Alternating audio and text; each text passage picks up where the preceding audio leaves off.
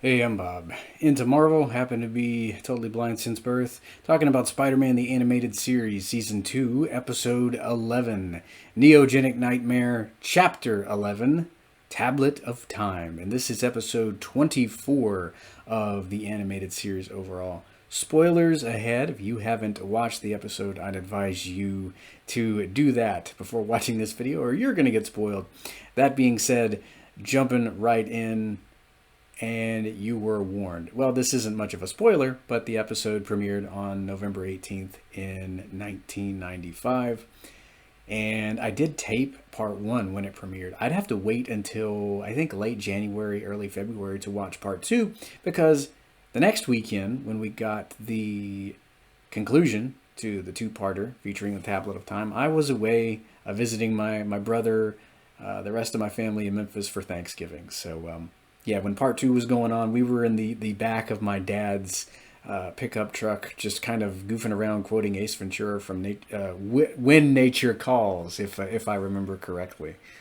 So I missed Spider-Man and got to goof around with one of the coolest people on this here lovely planet Earth. I remember that very well. But I also remember taping this when it first premiered and really enjoying the heck out of the episode because you have a new interesting piece of magical Marvel mystery, I guess you could call it, and that is the Tablet of Time. You've got these explorers, they unearth it, and they take it to New York. And Dr. Connors is the guy who gets to study it. He gets to study it at ESU. And it's all over the news, which I always love that, whenever something big happens, Kingpin is going to want in on it. And I really liked him back in this episode. We really haven't seen much of good old Mr. Fisk in season two. He was in the premiere. He was in the Mutant Agenda, the Mutants' Revenge two-parter, the X-Men crossover, just a little bit. I was glad that they put him in there just a little bit. And then, of course, he shows back up here because he finds out that the tablet's worth 50 million. And he's got to have this thing because, well, Kingpin is all about flexing, as it were. He's about acquiring the best in terms of, collectibles. I guess he has a vast collection. I wish we could have actually seen it. But he wants to add it to his collection. Maybe he's going to eventually want to sell it to the highest bidder.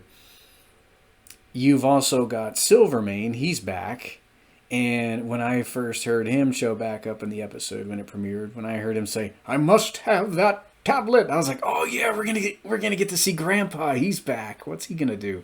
I'd been waiting to see more of Kingpin's and Silvermane's feud.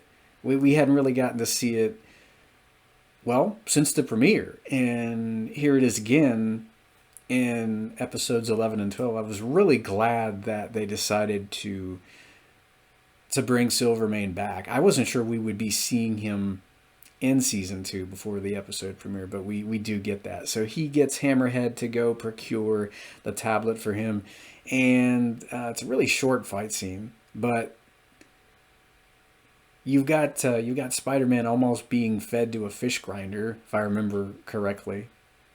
But yeah, he does manage to acquire the tablet, and Hammerhead is sent slinking back to Silvermane empty-handed. It's one of my favorite scenes. He sounds terrified of Silvermane when he's like, "It was Spider-Man's fault." It's like, oh man, come on, dude, don't lose your cool. You sound like you're about to cry. You okay?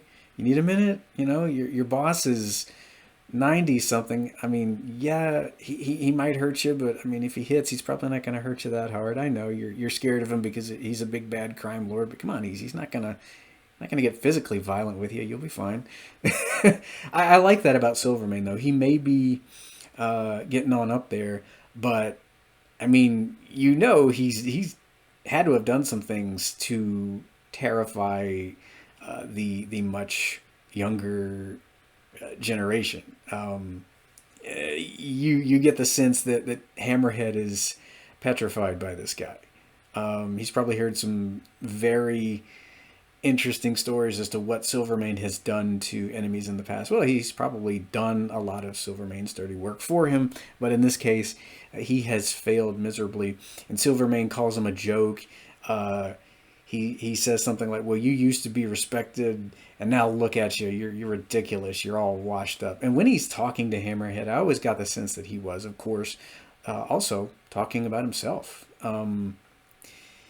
Silvermane is approaching, I think, the end of his days, and he fears what that's going to be like. He fears his own mortality. So of course he wants the tablet to make himself younger again. I like that scene where he's talking to, I'm guessing it's a picture of his late wife, as he's talking about the warriors who were made young by the tablet in the olden days. And I'm sure we get a flashback there of somebody, who the tablet is being used on.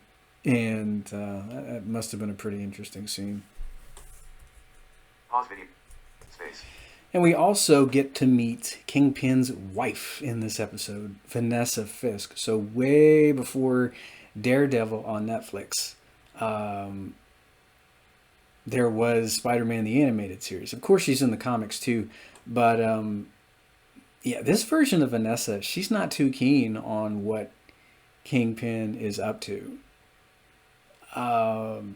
She worries, fears for his safety, fears for her own safety as well.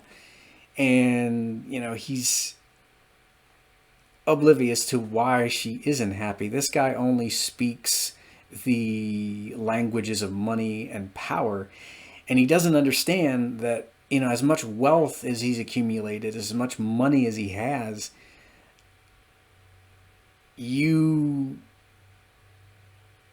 can't buy someone feeling love for you, love towards you. Yes, you can buy them things, but it's not enough to fill that emptiness, I think. And she's trying to tell him, look, we have way more than we need now. We have so much more than we need now, and you just don't get it. And she's trying to remind him of what they used to have, and he's just like, yeah, well, I got business to attend to. And while all this is going on, you have Hammerhead who's sneaking around outside. I'm guessing he knocks somebody out, and he offers his services to Kingpin when Vanessa leaves. And Kingpin, I like how he's always opportunistic. He sees Hammerhead as an asset, someone that he can use for grunt work.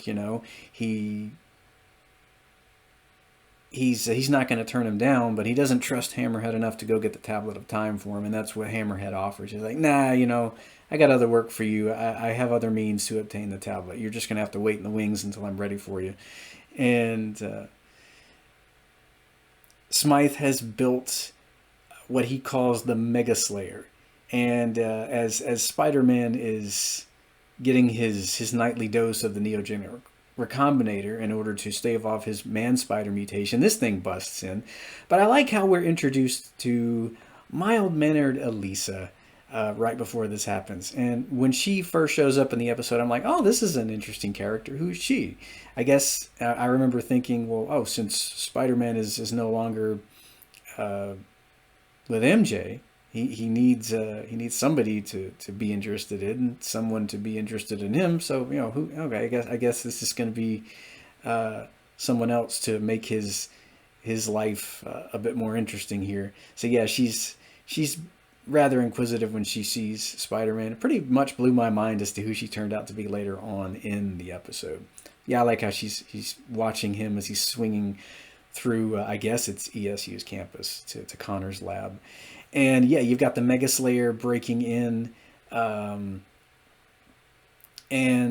I had an action figure, in 1995. It was called the Mega Slayer.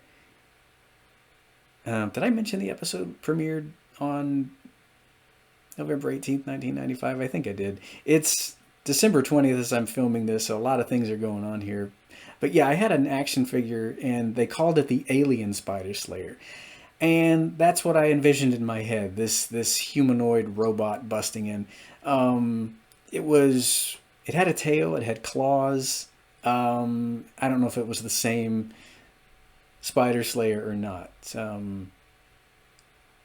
Let's see here. It was pretty tall. Walked on two legs. It wasn't like the scorpion or the tarantula or the Black Widow spider slayers. This thing was, pretty massive.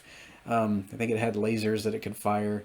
It gets into a fight with Spidey, but Kingpin is he's really in a rush to get the tablet translated. So I like how both he and Smythe are quite arrogant. They don't think they need Connors because, right before it's about to demolish Spider-Man, Kingpin kind of interrupts Smythe. He's like, well, if you've already got the tablet, we don't need Connors, do we? Smythe's like, nah, I can translate this. I'm like, man, you guys are really arrogant if you think you're going to be able to get this. But, I mean, even though Smythe does have a very brilliant mind, yeah, he's not going to be able to translate the tablet. So they do manage to make off with the tablet. And during the skirmish, I like how Connors begins to mutate. We see, not only does Spider-Man have to deal with Silvermane, Kingpin, a new robot, but now you have Connors becoming very stressed out. And I think his hands start to mutate. I remember watching this for the first time and hearing the bones cracking. And I'm like, oh my God, we're gonna have to worry about the lizard too? And of course we are, because when things go bad for Peter Parker, I mean, things start being hurled at him in all directions.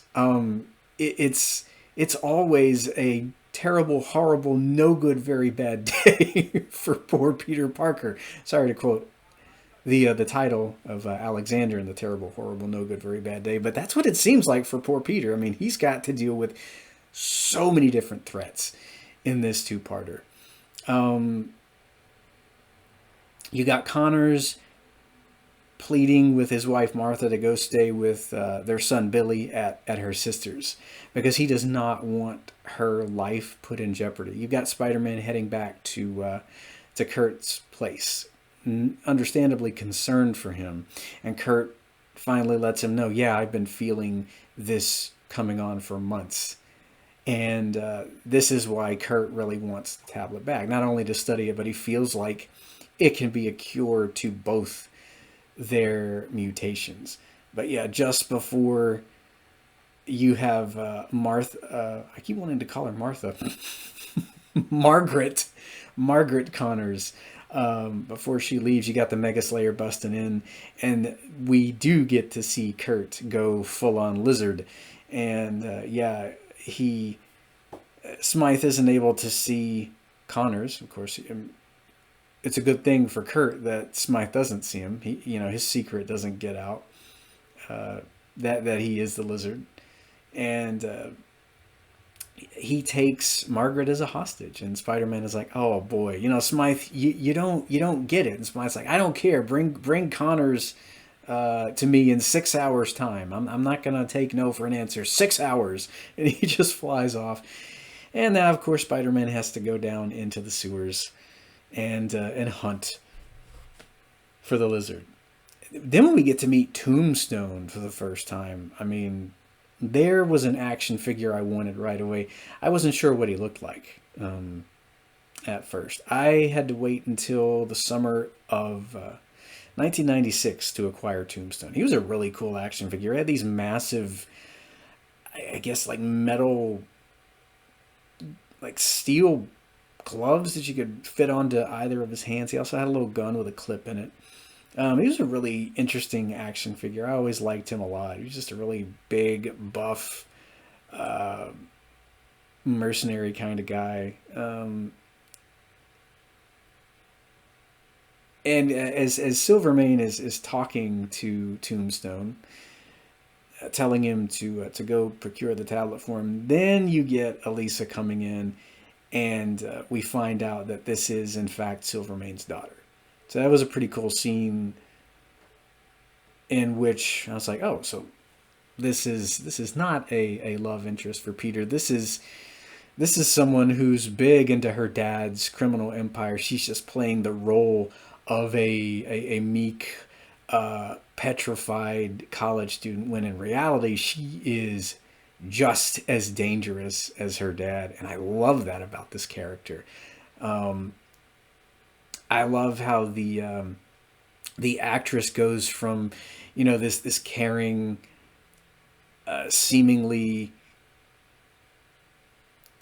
meek and mild mannered college student to just very cold. She's got a very icy way of delivering her dialogue, and it's just a really interesting way to show off the two sides of Elisa Silvermane here. I wish we could have seen more of her character in this show. She is in this two-parter, and she does return in the Partners in Danger season. We do get to see her there too. But I really liked what they did with her character here. Really threw me for a loop when I found out who she was for the first time, as Tombstone is headed off to obtain the tablet for Silvermane. So now, not only does Spider-Man have to deal with the Lizard, Tombstone is introduced. And so this is an insane amount of villains for a two-parter. But I honestly feel like it's handled very well. It's just insane as to how many individuals are fighting over this tablet. And you also have Kingpin's and Silvermane's feud coming to a head, because you have Fisk's wife being kidnapped in the episode. Stop taking pause space.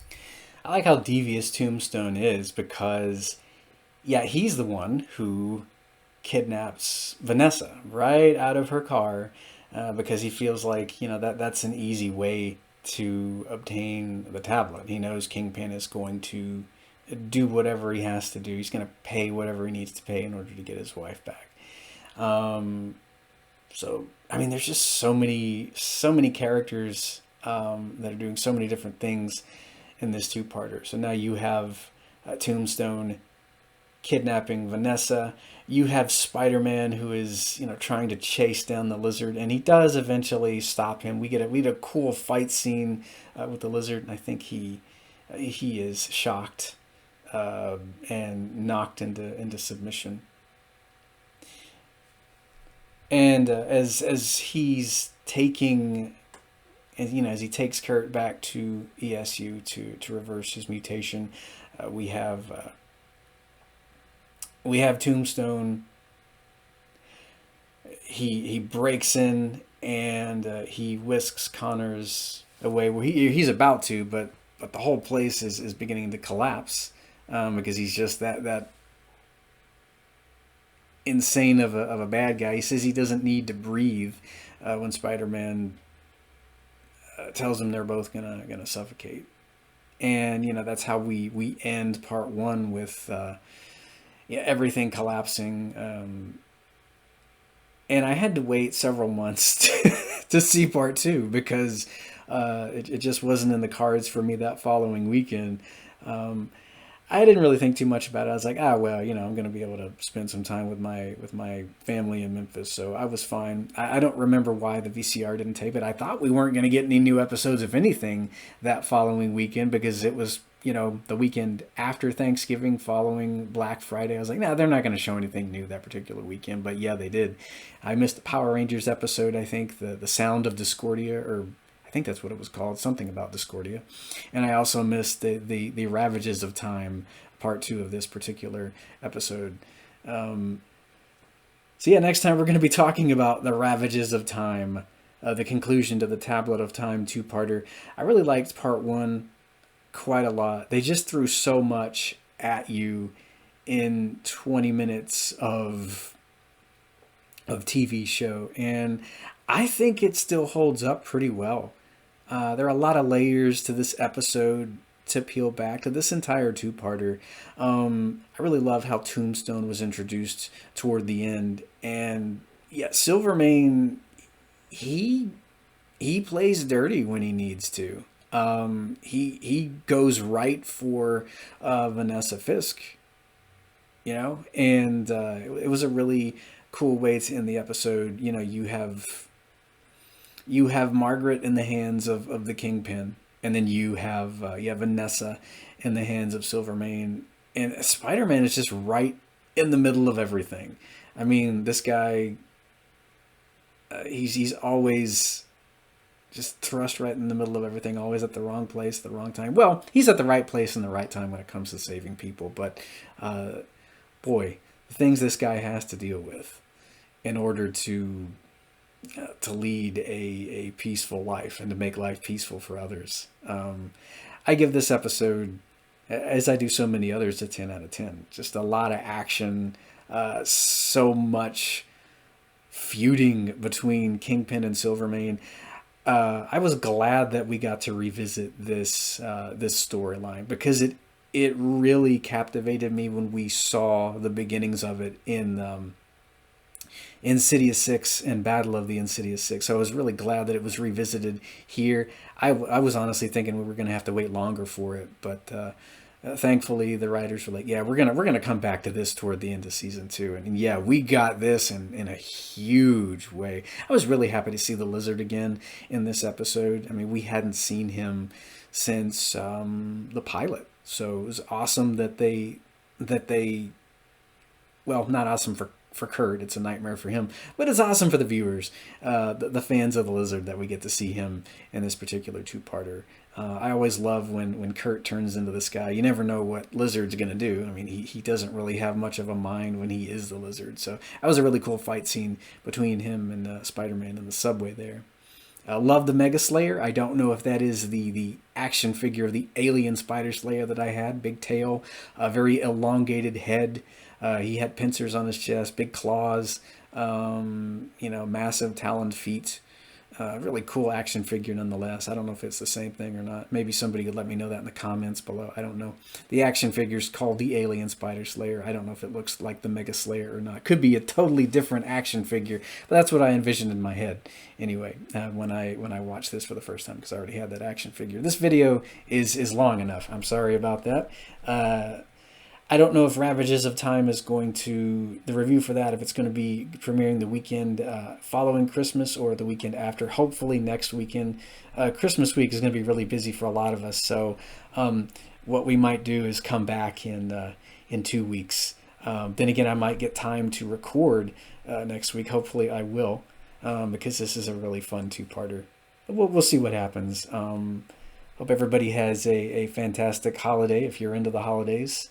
And I will hear you in the next Spider-Man episode review. Stop taking video.